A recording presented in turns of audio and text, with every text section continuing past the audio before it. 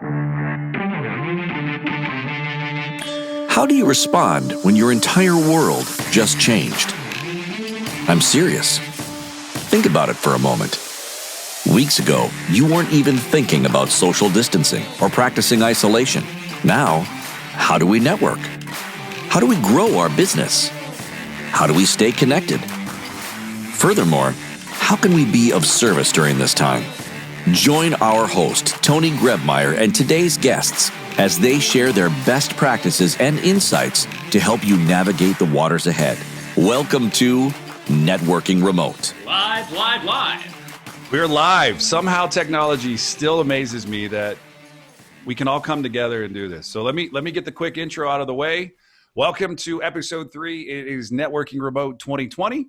My name is Tony Grebmeier. I'm the host. The panel today includes my dear friend Sammy Shoebox Matrix Moses, John Ruhlin from Giftology, and Ron Lynch from a Big Baby Agency and the founder of IntelliHelpGlobal.org and so much more. Please welcome everybody. Good to see you all. How we doing? Good, Tony. Thanks for having us. Hey, so I gave a down and dirty quick intro of you guys. What I've been doing is pushing the real intros to the very end and just let's get into the meat and the potatoes of the show and let's go make an impact in the world today.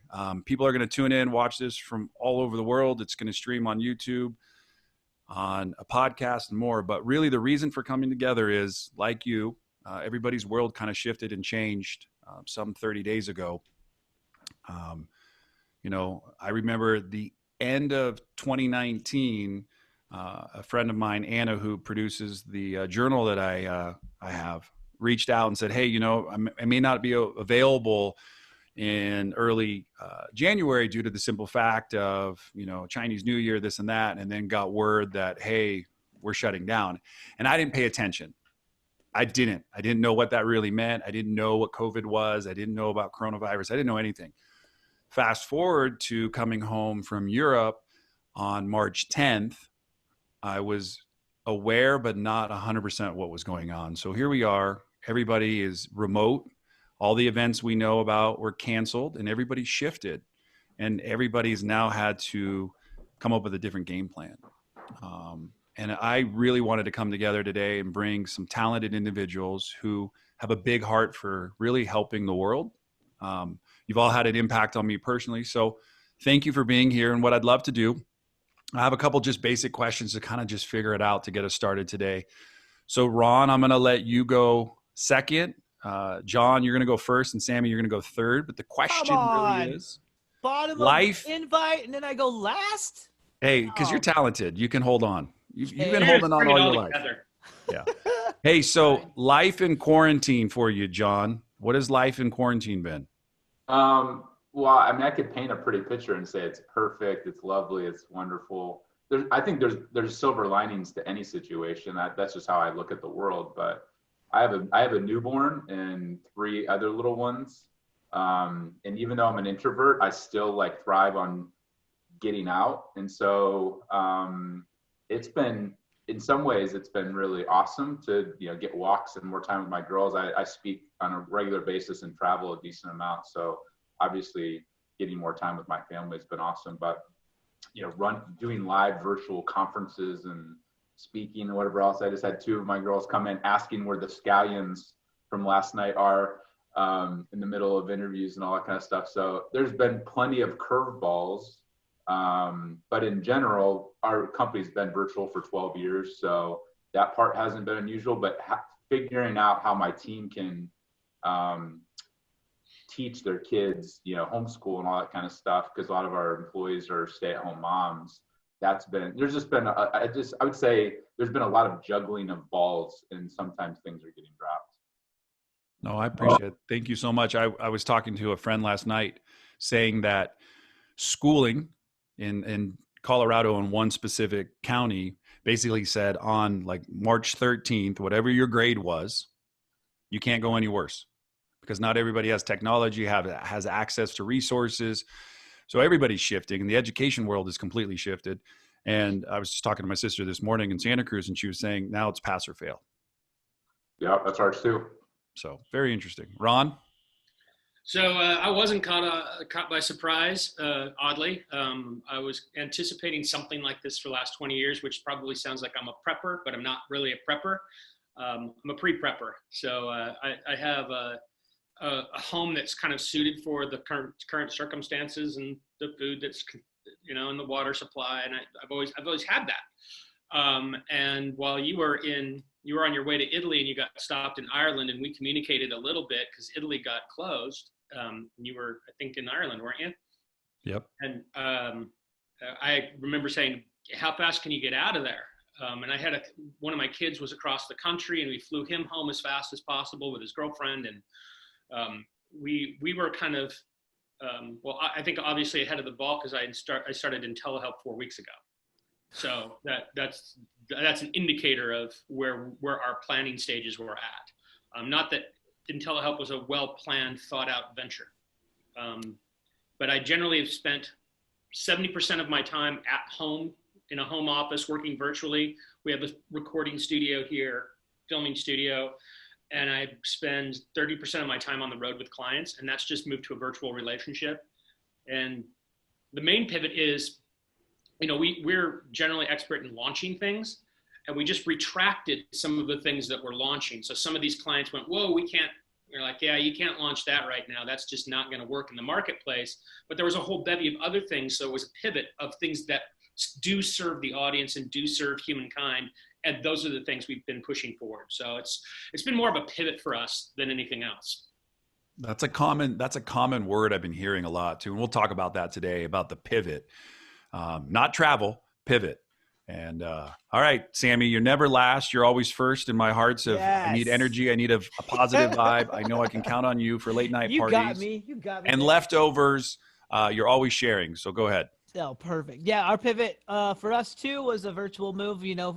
As a DJ and an entertainer, I play a ton of events around the world. So the rug got pulled out from underneath me there, as well as all the big events.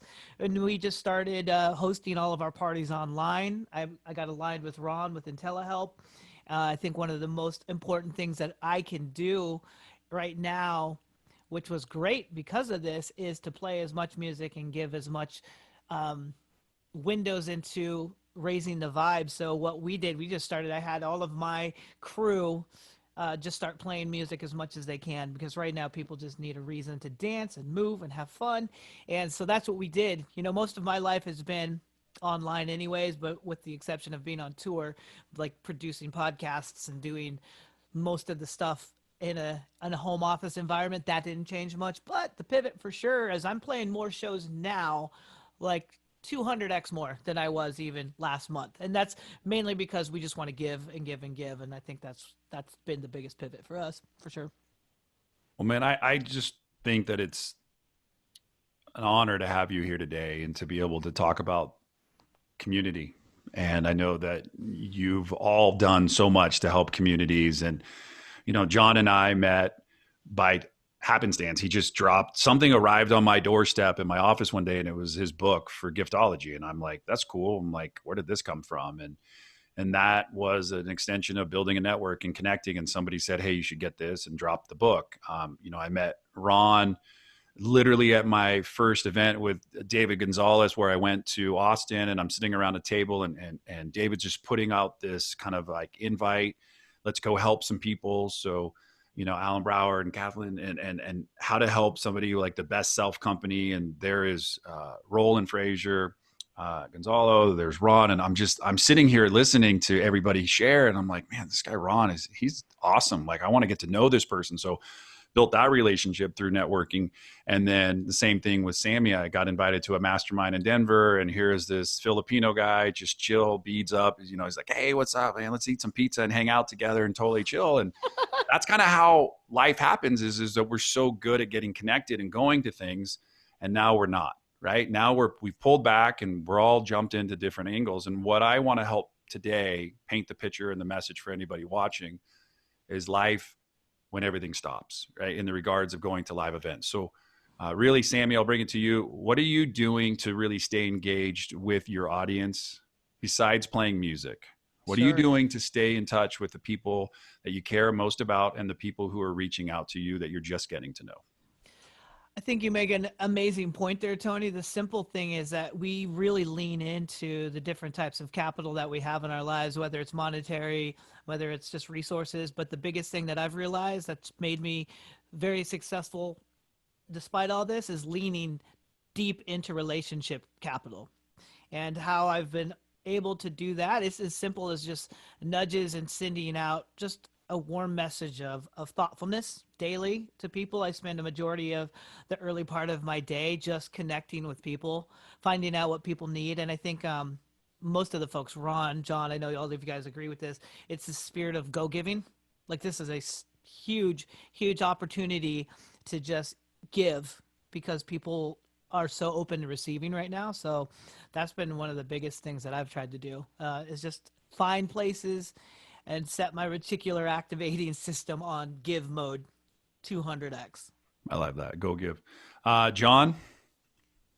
Well, I mean, to Sammy's point, you use the currency that you have. I mean, we own a gifting agency, Giftology, and people are like, man, is your business suffering? I'm like, well, I'm increasing my gifting budget by 150 grand over what I already do.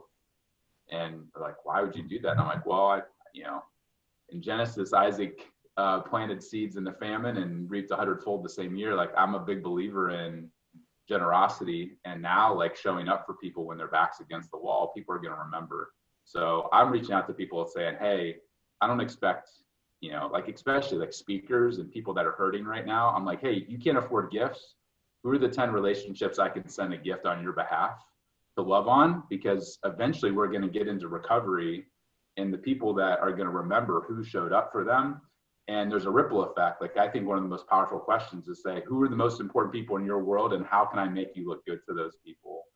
And so I'm checking in with people, but versus saying like them figuring out how I can help them, I'm saying, here's how I can help you. You lost 7 figures in speaking deals this year, or you lost whatever. How can I help you connect the dots and do what I do best in my sleep and my team does in their sleep, and make it super easy to say yes to, versus them when they're, when the world's falling, like, people don't even know sometimes how to ask for help or what to ask for. And I think being proactive on saying, hey, I have these tools in my tool belt. I know you can't afford them right now, or even if you could, you maybe should use them other places. I think being proactive on that and going out of your way to leverage what you do really well will pay 100x over the next few years. I love your heart. Thank you. Ron? Well, I think that there's, first I'd be remiss if I didn't thank each one of you guys, because you've all stepped into IntelliHelp in one fashion or another and contributed in a very large way. So first of all, thanks to all of you. And none of you had to do that, nor did I call any of you and ask you to do it. You all called me and said, how can I help? And I think that is, that's an interesting part of what's currently happening is there's the people that scream fire, the people that stand back and go, oh my gosh, there's a fire. And there's the people that run into fire. Now, those of us that run into fire might be idiots, but we run into fire. And there's another thing that's happening here, I think, in everybody's life that should be acknowledged, and that is the collapsing of time. I am actually spending more quality time on my work with you guys. I've talked to you guys probably more in the last 2 weeks than I've talked to you in the last 2 months. Oh, without question. And it's quality time, and the work we're doing together is quality work. I'm spending quality time with my family. We're having meals together. Like, all of the transportation and nonsense from my life has been actually extricated from it. And now I have me, my character, and my life left. And I've got 24 hours in the day, and I'm getting real clear about how to spend that time. So in the midst of this tragedy, so to speak, there's an immense gift of who are you as a man? Who are you as a woman? What is your character? What do you believe in? And what relationships are you going to focus on and act on? And not even as a precursor to what's going to happen after, because we're living the now. What matters right now? And you guys all have that, and I'm sure that there's an immense amount of the audience that has that may have not thought of it in that way. And I think in order to get someplace, you have to have a crystal clear idea of where you stand to begin with. Then you point your compass, then you take a step. And right now we're at a moment of not so much action, but character and then action. Does that make sense? Totally.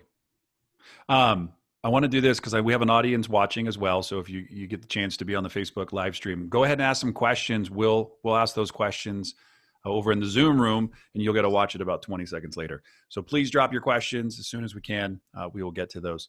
A question that I want to know, because I think it's really, really big on a lot of people's hearts, is, first and foremost, how's your family and then your extended family? Like, how are the people in your life, like mom, dad? You're lucky to have those around still. Any grandparents, any cousins, and what have you heard and how have you been affected by COVID personally? Like, I've got some family members and I've got some friends, and that's where my layer begins of people dealing with COVID. Personally, our family's fine. Friends are where I'm beginning to see it. So I'm just curious, and Sammy, you can go first. I think for me, the thing that we're privy to that a lot of people don't totally understand is with the networks that we have, Ron, I know this is true for you, Tony, you, and John, I would assume you to an extent as well, is we had some information a little bit earlier than a lot of people were actually, able to access. And to come to my family with that stuff in a very almost non-alarming way, but to share that in a way that would open them up at least to, hey, this is going to roll out. That was really challenging. Like my parents, when I first saw them, they hadn't quite fully grasped the idea that this is a really nasty, nasty disease or a nasty bug. And so I had to figure out a way to like communicate with them. That was really challenging. And it was hard to just see that train coming. But everyone's in my family's healthy now. I've had probably a dozen of my friends around the country in the U.S. I haven't known anyone outside of the U.S., but in the U.S., I've had over a dozen of my friends that have had COVID already, and most of them are recovered. But yeah, it directly impacted me on the personal level for sure. Hearing from people that it was very, very uncomfortable. Most of them weren't life-threatening, but they were very uncomfortable, for sure. No, I thank you for sharing, and it's so important for us to pass the message. And when it first came out, the news was it's like elderly, and then everybody had the information about like diabetics and people with respiratory issues, blah blah blah.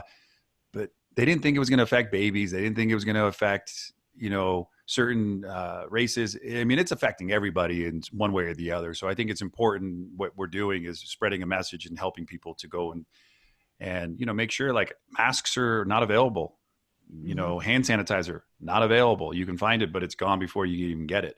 So now they're talking about delivery services or limiting or even going to stop delivery services because the people that are delivering are getting infected, then they're going back and picking it and spreading germs. So we have to do our part. So John, question to you. Well, I mean, I think anytime you have a newborn in the house, things are a little bit more stressful, or I'd say more heightened awareness of things. I think, at least, our family, extended family has been good. A buddy of mine, who a lot of you guys probably know, Todd Herman, I think had the flu and then had it and talked about, for him at least, the flu was worse than this, but it, he definitely, or as far as he's aware, he had it. But talking to a lot of people like him who's coaching CEOs, I think the stress level and the economic side of things, I mean, there's people unfortunately losing their life because they're taking it based upon certain situations and things. So I probably, at least from my opinion, I've seen more impact personally from the ripple effects of shutting everything down than I have from the actual side of the impact of the actual virus or whatever else. So I probably, I think everybody's different depending upon how close a proximity. You have a parent. My dad actually passed away in February 1st, and he was sick for a long time. So there's some ripple effects of that. But my mom and my stepdad are both. They were supposed to come about a month ago to hang out, and they delayed that trip. They're stuck down in South Texas. But yeah, that's kind of been my experience. Thank you for that. Hey, real quick, Sammy, Jesse Elder says, you demand. And question, Ron, that you can carry into your share, because I think it'd be impactful. Tony Kirby writes, what advice would you give to someone who basically is currently furloughed and not able to work their job? What kind of advice? Not tech savvy, just trying to figure and navigate the waters like so many people. So I thought maybe you could spin that on the end of your answer. Sure. So in my family, that was part of the reason that IntelliHelp got started. Was I was concerned about my parents. My dad's got diabetes in his mid-70s. My parents are they're in a good shape, and they live in Seattle. But it took a little bit of convincing to get them into their house and to stay there and kind of get locked down, because there's a risk there. They've had very good friends of ours that have had it and gone through ICU and been intubated and survived in their 70s. And I have a couple of friends that the guy who does my artwork for, it's kind of a special effects guy. He lost his dad. Anthony lost his dad last week. And so we have some firsthand friends that have passed away.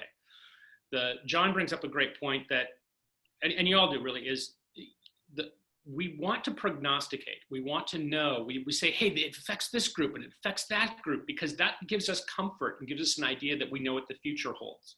The fact of the matter is we don't know what the future holds. It affects everybody like Russian roulette. It is going to hit everybody differently, everybody.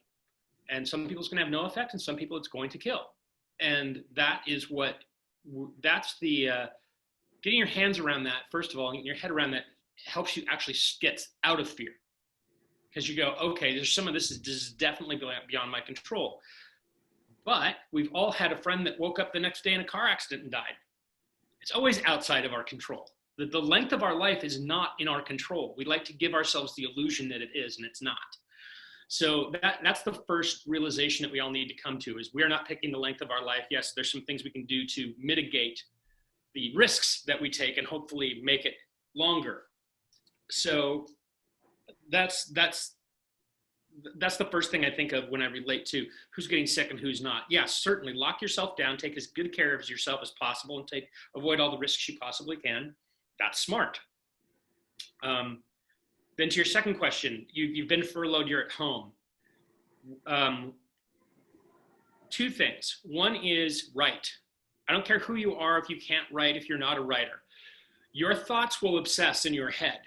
And everybody has a singular gyrus, this front portion of the brain. And when it gets upset and gets hyperactive, you start to think the same thoughts over and over and over and over again. And if you do, you can believe your own thoughts. And your thoughts are just thoughts. So writing them down and getting them on a piece of paper where you can go, hey, that's there, I don't need to think that thought anymore, is critically important. The second piece is something that cognitive behavioral therapists have looked at for years. And although I'm not a strong, I'm going to say, advocate of this person as a person, she's a very nice lady, but her work is good, as Byron Katie, and is question your thoughts. Is that true? Can I absolutely know that thought is true? Is there a truer thought? What would be the truer thought? And start to guide your mind, because everything in your life happens in your mind before it happens in the world. What's the difference between a person with success and a person without success? Is it their body?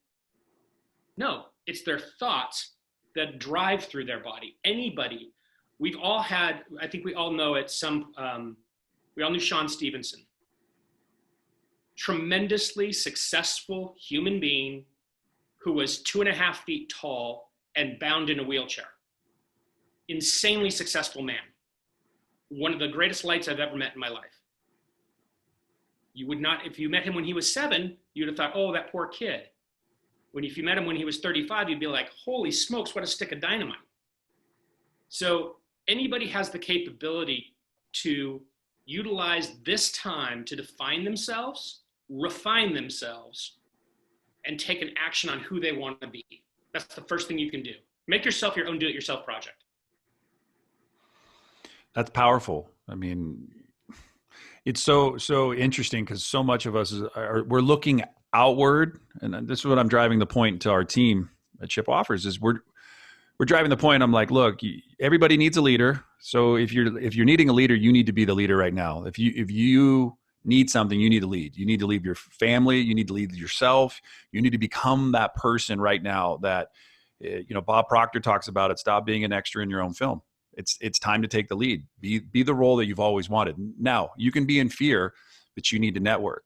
So some of the questions that we're going to talk about now are a lot of people, and I'm one, and which has also been interesting for me to discover during this time of isolation, is I can isolate.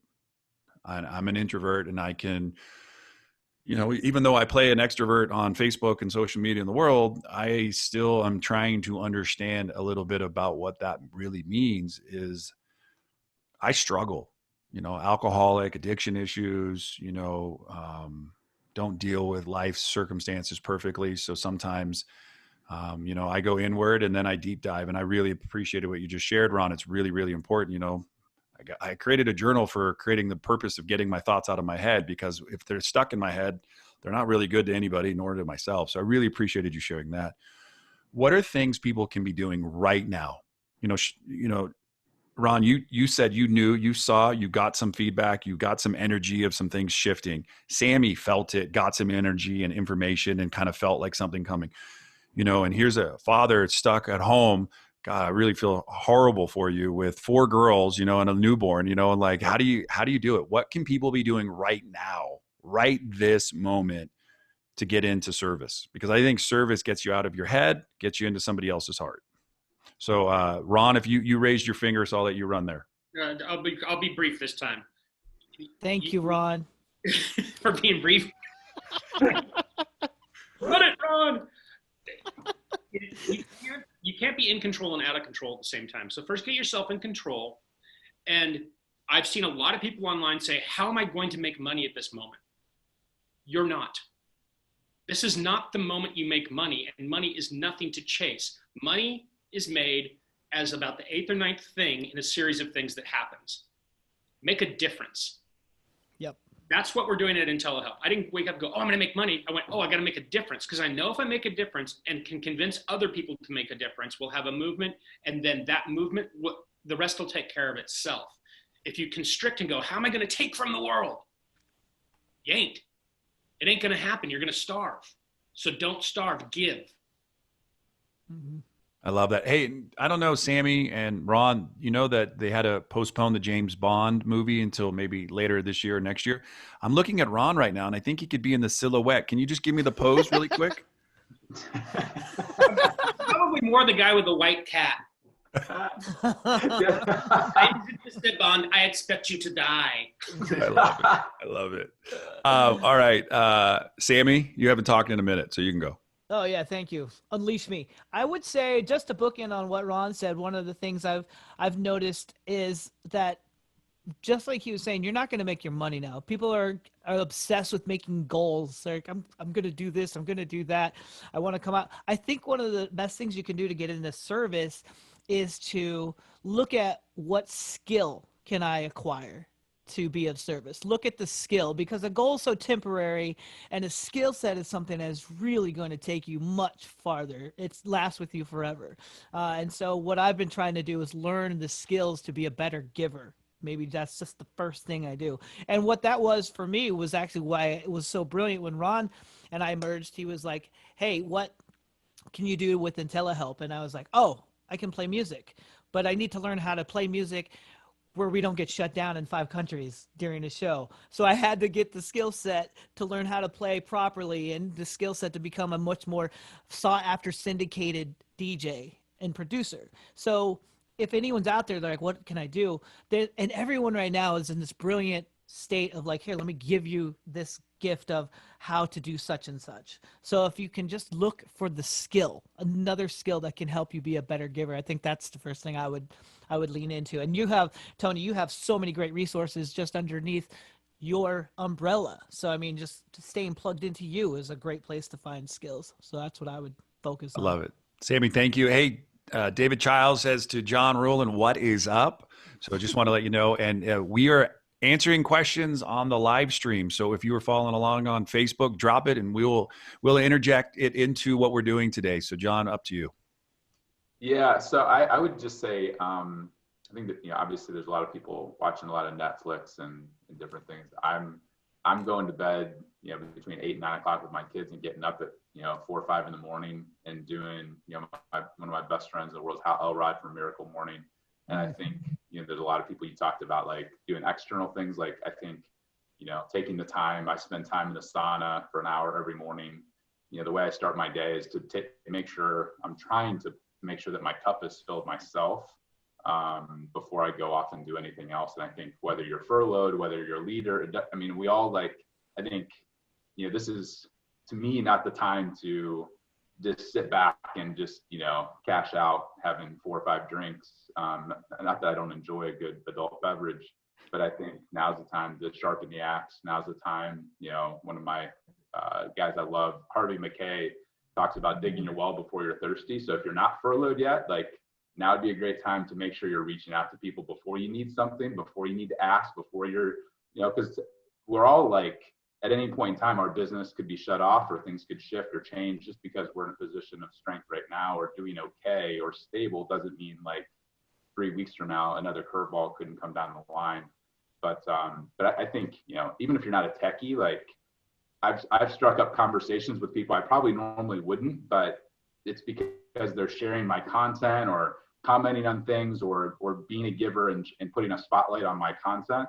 And so I think right now, the highest level CEOs, executives, influencers, nobody's ever been more accessible than right now.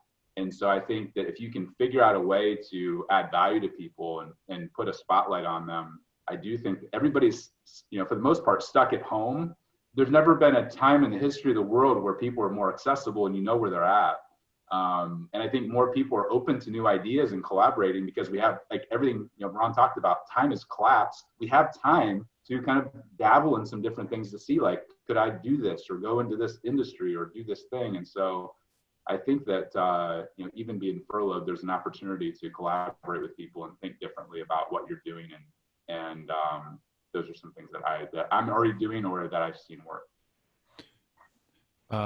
Ron, I got a question and I'm being led to ask, how you lead in your family? What are the words that are coming from your heart to your family?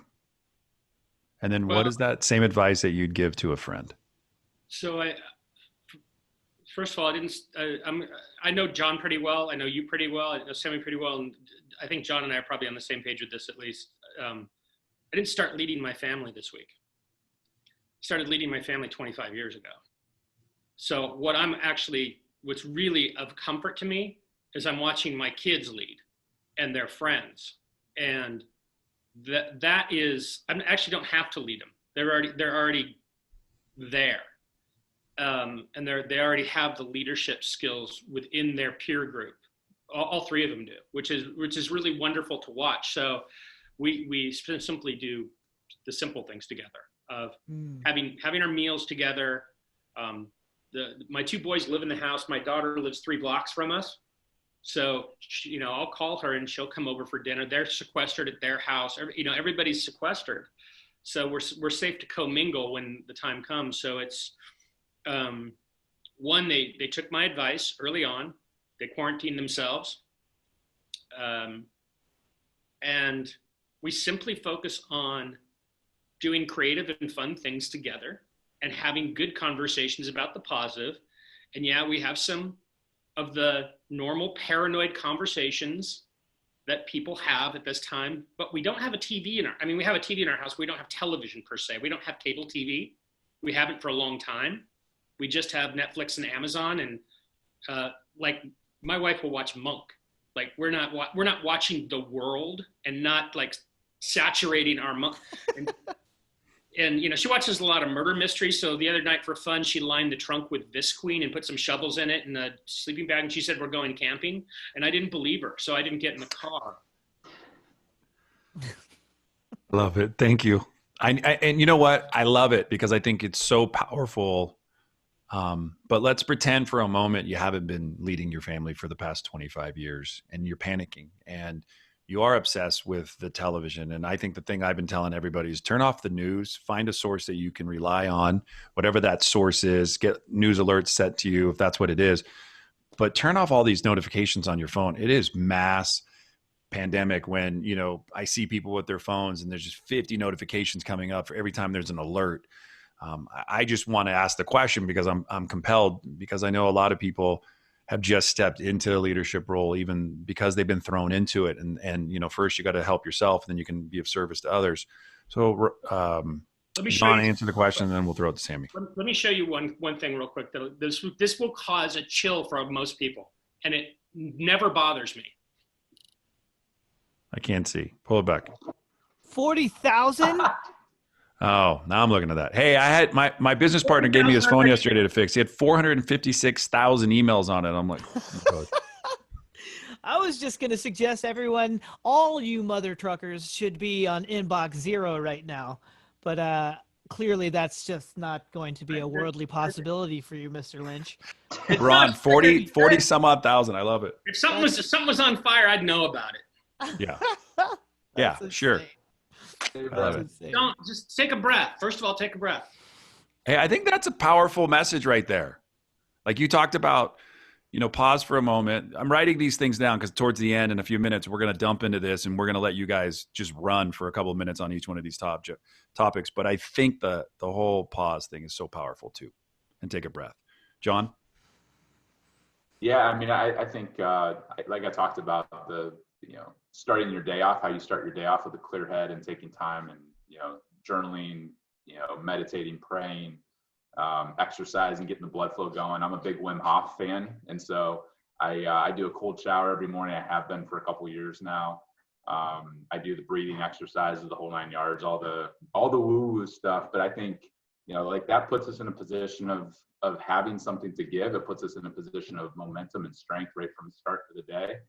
And I think, I got 4 little girls that are watching me, and they're, they think I'm the strongest man in the world because they see me work out every day. They see me doing crazy things. They're starting to ask to do cold showers, which, 9, 7, 4-year-old wanting to do cold showers, like it's pretty crazy.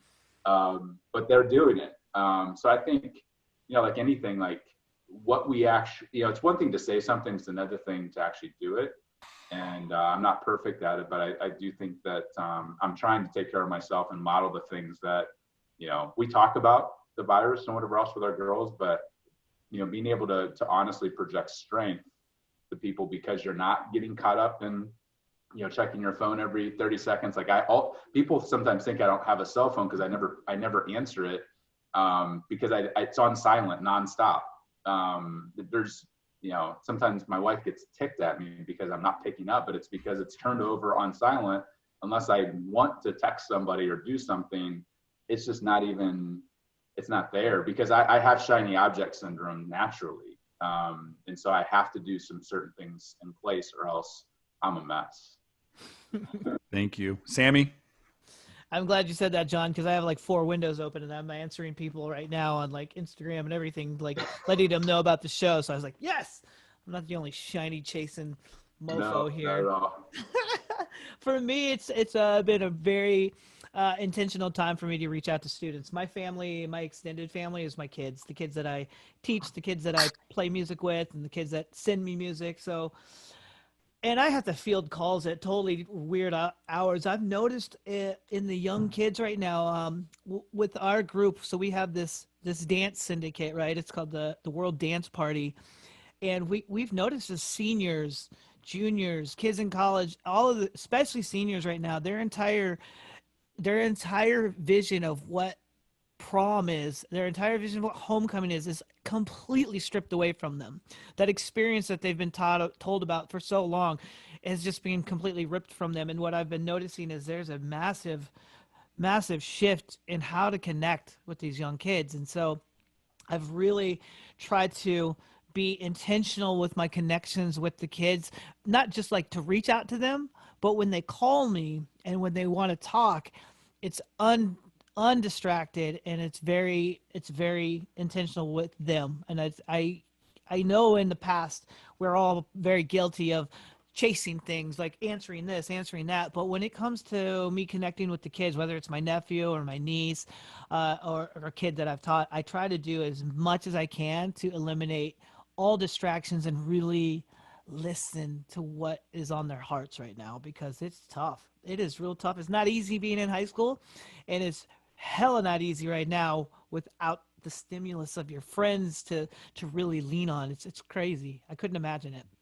Have you, any of you jumped on with your extended family, like on a Zoom, and brought everybody in and just kind of had like, I thought about it. We're going to try it this Sunday night dinner, wherever our families are, they all can get on technology and just bring the chaos into the dining situation, and just let everybody, like, if, you know, mom gets up and she's making something and it's not what you want, well, good, because she's not in my house and I can make what I want, right? Have you guys had those types of conversations, FaceTimes with multiple people on your phone? Have you done any of that kind of stuff? Oh yeah. Actually, Yeah. David Gonzalez's family. Did you say? What? I did that with David Gonzalez's family. He threw a surprise birthday party for his brother Ricky, which was really fun. But That's awesome. It was very cool. All right. So what we're going to do for the next like 15 minutes, I have 6 kind of like statements that I've heard today. And you can pick 3 and kind of just elaborate, or if you feel like you have something you want to add on top, go for it. I'm going to let you just be you. What I would love you to do is, if you have anything that you feel like you can give, right? You've already been giving, but if there's something you want to drive, Ron, be selfish right now. And if people want to get involved, let's plug and telehelp, and let's get people in that want to do it. John, you know, you said, hey, you've increased your gifting budget, and, you know, you're out trying to help people who need help. Sammy's doing his world dance parties. I'd love you guys to throw a shameless plug in to get people to find what it is that you guys are up to, because I believe what we're doing today is going to last for generations to come, which is showing people in a unique way that, hey, all you have to do is have an idea and a thought and get passionate about it, and go invite your friends to come and join you on it, right? All of us have probably seen the dancer on the side of the hill just dancing by himself. No one's doing it with him. And then all of a sudden, a friend or two starts seeing it and runs over and starts joining the dance party. And then next thing you know, you're standing there going, oh crap, I need to go do that because I don't want to be alone anymore. So I want to share a little bit about that, but this is what I've come up with. I don't have my glasses on, so if I mess up, I apologize. Leadership, meals together, I thought was really, really huge. Some way to do that. Pivot, and what does that look like to you? Be a go-giver. Conversations, not shallow, but deep, connected conversations. Be a really good listener. I thought that was really impactful. And then how to stay focused in a time of chaos, right? So Sammy, you have some music available for us? I could, for sure. Yeah, let Sammy say for maybe like a minute, we could just hear one of his skills. What we have to do so that we don't get shut down is all be quiet, and then Sammy can.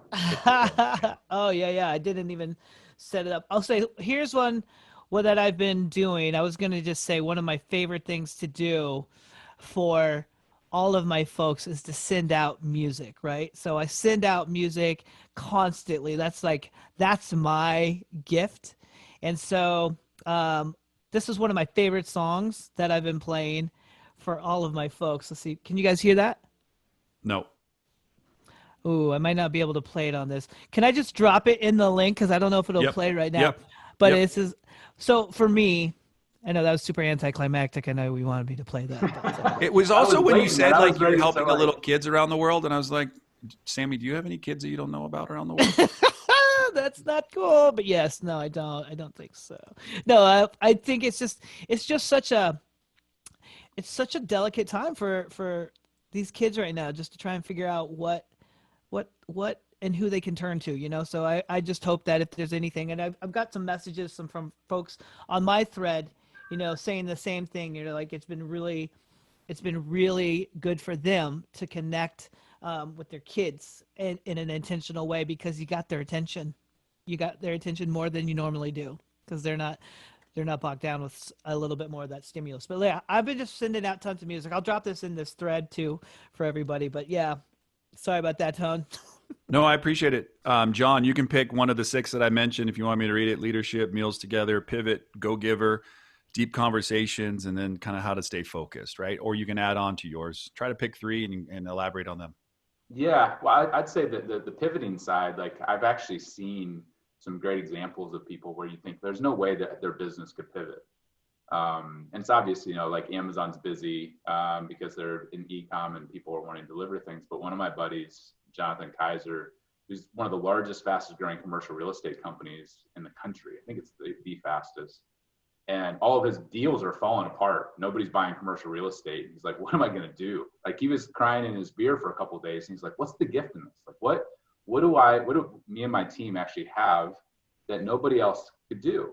And he's like, everybody, you can scale down expenses, or maybe, like furlough some people, but you can't furlough leases if you own a bunch of real estate.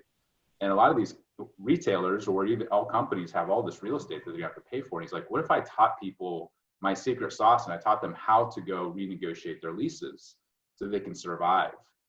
And he went from, he's like, literally, John, I went from crying in my beer to, we'll do more in the next 6 months than we did in the previous 20 years.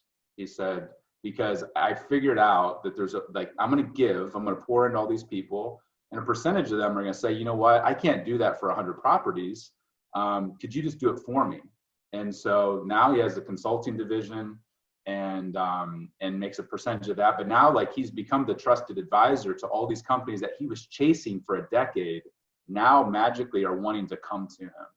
So what I would say is that we all have, as a business, we have unique skill sets. I know a dance studio that her name's Misty, and I met her through High Performance Forum, Darren Hardy's forum. And you'd think, a dance studio, how are they going to pivot? And so she has 1,000 studios that she coaches. And she converted within a week her studio into daycare for first responders. So she converted her physical space into a place because there was a need for that, and then converted everything into Zoom and taught all of her 1,000 studios how to do the exact same thing in their communities. So what I'd say is that, there are opportunities, maybe not to make a ton of money, but there are opportunities to pivot and survive.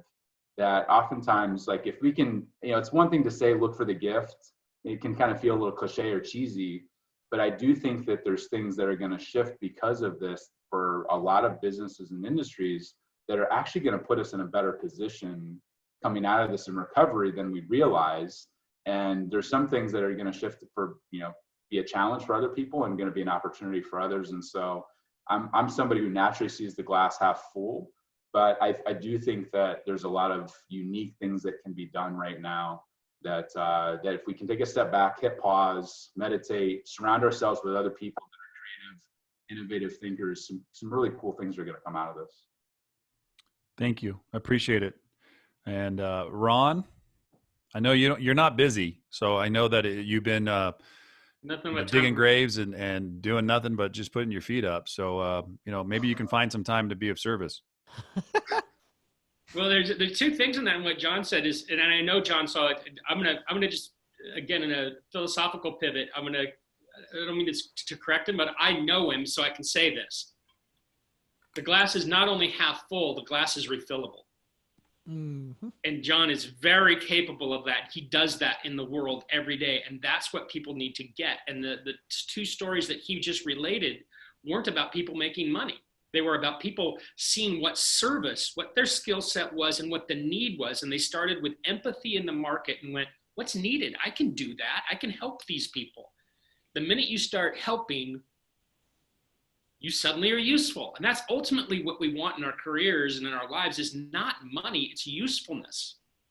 And once you become useful, then yes, the more rare and unique your use is, yes, there's revenue that's attached to rare usefulness. Nothing wrong with that. The communication piece is what I'd like to tie to real quick. Sit down with the people that you know and ask them who are the 3 people they admire in the world, living or dead, but real people. Then ask them the character traits, 3 character traits of that person. And what you will discover is they will start to describe probably people that are famous or their father or someone that they're related to. But when they get to the character traits, push them to not use verbs, but actual character traits. So successful is a result. It's not a character trait. Diligent is a character trait, right? Once they give you those 9 character traits, 3 by 3, you'll know who you're sitting across from for the first time in your life. And that might be your spouse. It might be your kid. You are going to discover that person describing themselves in a way that they could never describe themselves because they didn't want to be proud, because we don't like to say great things about ourselves, but you'll learn what wonderful people you've attracted in your life. And you'll have an incredible skill that when you sit down and meet somebody for the first time, you can have a shorthand skill to really get to know somebody rapidly and give that up of yourself. Hey, here's the people who I admire, and tell them why. And I think that that's a really simple tool that you can do around a dinner table. And you will have one of the most engaging conversations with people that you thought you knew, that you'll really know. Because when you come out of this situation and get into the next stage in life, the most important thing you'll take with us is these memories and these relationships. The pain of this experience will be long forgotten. And there'll be people going, like John's kids, why is dad back at work? Remember, we used to play a game every night. It was so much fun when he could read us a story every night. Why is he on the road again? There's going to be moments here that we cherish if we make them. Yeah, I think, Vinny Fisher chimed in. He said usefulness, something that he's working on. I think as I'm leaving and going to close up today, an immense amount of gratitude, not just for you three to come on and share kind of, I call it your experience and the strength that you have and what you're going through in life, but it reminds me to find the gratitude in this moment, right? And this pandemic and this situation. And so you can either, I say it this way, you can either live in your shititudes or your gratitudes. And if you can find time to live in your gratitude, and if you're like, well, I don't know what to be grateful for, I'm like, grab a piece of paper and a pen, and I'll start with, you have two things that some people don't in the world, a pen and a piece of paper. So you can begin to go as small as that and to grow as big. So can we drop IntelliHelp? Can you spell it out really quick and tell people the best way to find it? Because this is video for the people on live, but audio for the people listening. Yes, I will put a link below for the people that have where there's link space. IntelliHelp, INTELLIHELP. There are groups on Facebook called IntelliHelp, and they're in most countries now in the West here, Canada, Mexico, the United States. We have them in Europe throughout 10 or so countries, and we have IntelliHelp Pets in the US. If you are in the rural US and you have an issue with veterinary, farm, or a lot of animals, or if you're just a crazy cat person and have 10 cats, that's fine too. We take all kinds. The premise of IntelliHelp is there are people in the United States that are currently trapped in their homes that need food and basic medical, so Advil, Tylenol, and biscuits and gravy, so to speak, right? We got to feed each other. So we have a forum where people can come in and ask for 10 items once a week, and then other people can come in and they can find them and supply them, and they're in charge of the supply chain. So you kind of come in, unlike any other charity in the world, 100% of what you give goes to the person that you give it to, and you have the responsibility to get it to them, whether you do that through Instacart, delivery, drive it across town, walk it across the street.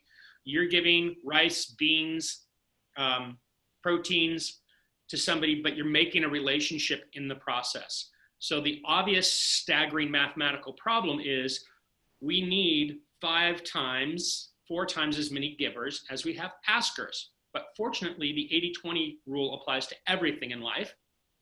So please join and join with a good attitude. We have ethical rules. The community is managed like Disneyland on the inside. You be nice. If you get in a fight, if you throw a rock at somebody, you both get tossed out, even if you were right for throwing the rock. So we keep it clean. We keep it nice. We have amazing music from Sammy. We're going to try and throw the world's largest prom here in a couple weeks, where people get to post their prom pictures and their dresses and their tuxes and dance in their living rooms like we do. And we dance in our living room like a bunch of idiots. It's fun. So it's a great community of people connecting with no politics, zero fighting, and just serving each other. And it empowers both sides. People who have are just as scared as people who do not have right now. And it gives you power and action and gives you something to really focus on and make a relationship you otherwise would not have. Thank you very much for just hitting send on the idea of starting this. I appreciate it. I know that you saw the need and you feel the need, but your heart's huge. I know that I try to send you some love from time to time, but thank you very much for coming on today and being a guest, but sharing something that you're just doing and became passionate about. And just a lot of other people have come to the table. I know you're trying to raise money, trying to put services and needs, but I love what you said. Everything that you give is 100% given to that person. There's no transaction fees. There's no money like other organizations to do this. It's a lot of people are just giving. So if you have it on your heart, you can give. It doesn't mean money. You can just give of service. You can give what you can. Come join it. It's amazing. So thank you very much. That is Ron Lynch. And by the way, guy's super talented. He's giving right now, which John was talking about. This is a time to just be of service and give. So thank you very much for that. Let's go to John. Talk a little bit about your company and whatever it is that it's on your heart to share with the group, because I think it's so powerful right now. The angles you shared today, the great stories of the pivot and what you're truly seeing with the network that you're connected to. So go ahead and elaborate a little bit on that. Yeah. Well, I mean, the core of giftology is another word for love. I think, in good times and in bad, like every business, every successful person, every human being that wants to do anything of any significance needs, it's all about relationships. And the core of what we teach is, if relationships matter with clients, employees, suppliers, vendors, how you treat those relationships is going to determine whether or not they run through walls for you or run away from you. And it's easy to forget that when things are going well. When things are bad, all of a sudden we need relationships. And so the core of the book, the core of what we do is people hire us, entrepreneurs, clients, big companies, pro sports teams hire us to send gifts. Thoughtful gifts, not trinkets. There's the book, giftology there. Send love, basically, not gift cards, not trinkets, not fruit baskets, but like really thoughtful gifts to deepen a relationship. That basically, with everybody stuck at home right now, a package showing up that's with a handwritten note that's thoughtful, whether it's to an employee or client, goes a long way. And so the core of our business is that. At the end of the day, nothing that we do is rocket science. Anybody could go do it or duplicate it. We've been doing it for 20 years. And what I'd say is it took us 19 years to figure out the process of what to take people through. And if anybody wants to go download the whole system for free, then go to giftologysystem.com. And it's just an advanced spreadsheet of, who should you be giving love and gifts to, why should you send them, what should you be budgeting, all of those sorts of things. And so we're actually pretty busy right now because people are stuck at home and you can't get FaceTime. Gifting is one of those things you can still do, but it's something you can do on your own. It's and even how you take care of your friends, family, spouses, your two employees, whatever it is. So that's what I'd say is that's the heart of what we want. I want to go get 1 million leaders out there being radically generous with their relationships. That's my kind of BHAG. And so that's it. Thank you, John. Hey, I got to tell you, ShipOffers, we shifted, pivoted, listened, and I kicked and screamed all through the season of Christmas going, what about all of our clients? They're not going to receive anything. And it's like, trust the process. And I'm like, man, you're Mr. Miyagi and I'm Daniel's son. Like all I see right now is wax on, wax off. And little by little, trust by trust, the way that your system has helped ShipOffers has dramatically changed the way we look at interactions. Because right now, yesterday had somebody celebrate 7 years with our company. We had a couple birthdays and we're like, how do we make an impact when you can't physically go see the person? So I started thinking and using your systems. Courtney just loves what you do and how you do it. And so she's a big advocate for it. So I just want to say thank you because you provided a formula that gives us a different lens to see the world and see the interactions that a gift can have. It's so easy to buy a Starbucks gift card and send it away. It's a lot easier to buy the person behind you coffee, but what other creative ways can be done? So get the book. Ron gave you the best hold up bio I've seen in a long time ad. So thank you. So I appreciate it. We got to wrap, but I want to go to one last time looking through it. So much to be grateful for. Jordan Good wrote.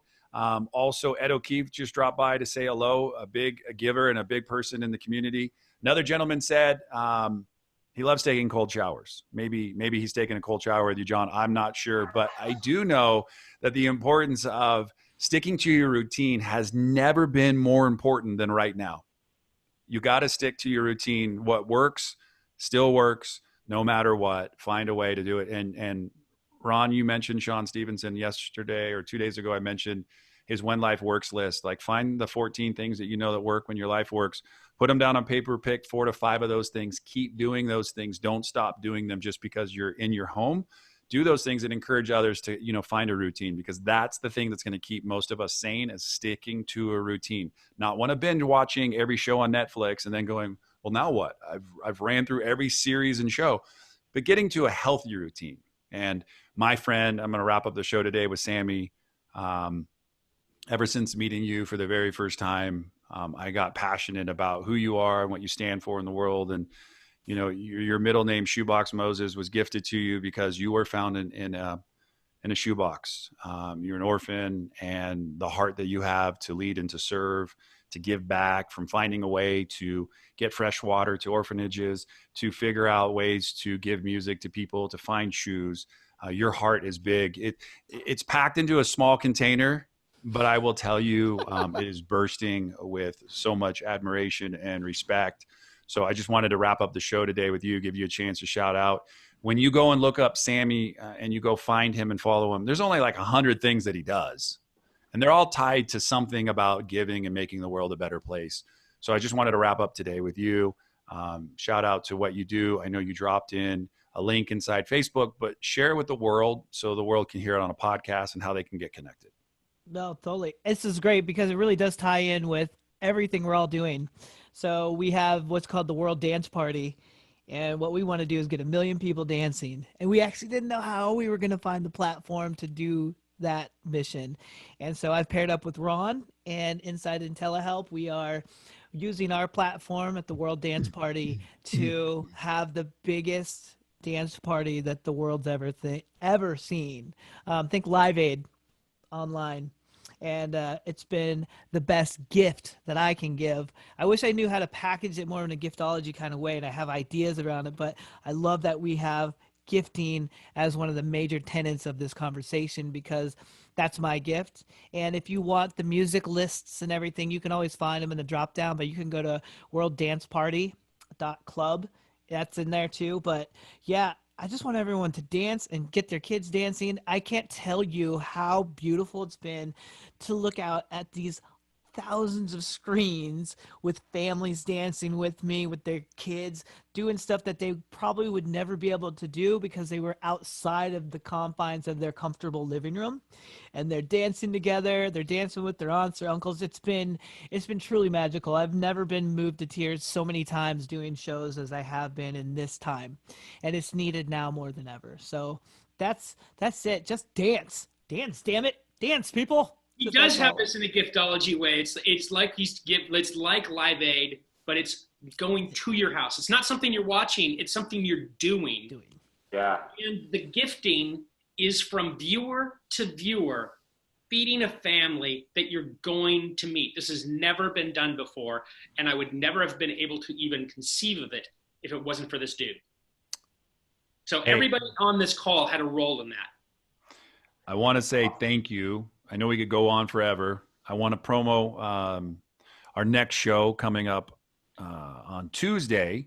We are going to be hearing from Peter Lynch, a local guy here in the Denver area. Peter, I'm pretty sure, Ron, you've met Peter. Peter went to go work for a company after kind of leaving corporate America. He tried to do some stuff and he loved it. And then he teamed up with the Cardinal Group, and they've got housing and systems set up all across the United States, and the impact and shift that he's seen in the economy and what he's doing and how they're kind of pivoting a little bit. Also, Eric Van Horn started several franchises. He's been involved with helping people with franchises. Now, what do you do if you ran a business? How do you pivot? What is the opportunity that exists? And then, wait, that's next Thursday show. Man, I'm like so far. Let me back up. Hold on. Can you give me a scratch now? We're going to have a great show. That's all I need to know about the next show that's coming up. I got some really amazing human beings. Dove Barron, my friend Darren Veresamy, runs 34 Strong, and then a local just badass, Michelle Barnes, is going to talk about how you can impact lives right now. And she's big in network marketing and what are the things that they're doing to help people, because a lot of people right now are having to pivot. So that's will be our next show. But on behalf of Ron Lynch, John Ruhlin, Sammy Moses, my name is Tony Grebmeier, and I just want to say thank you to each and every one of you for coming, loving, and doing what you do best, which is definitely givers. So thank you for that. And no matter where you go, no matter what you do, no matter what you're going through right now, call somebody today, share what you're up to, what you're thinking, how you're feeling. Don't isolate, don't stay alone, because together we are definitely better. And Sammy, you going to sing us out of here or something? I was going to say, maybe I can play. Oh, I don't know if it's on. Gosh, man, I've just been waiting for you to do what you do. Can you finally... dropping the ball over here. I know he's got electricity in his house. I'm like, am I in the Philippines right now? What is going on? Oh, here we go. Party time!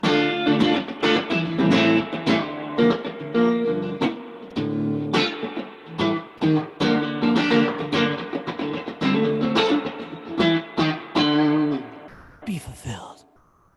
Yeah?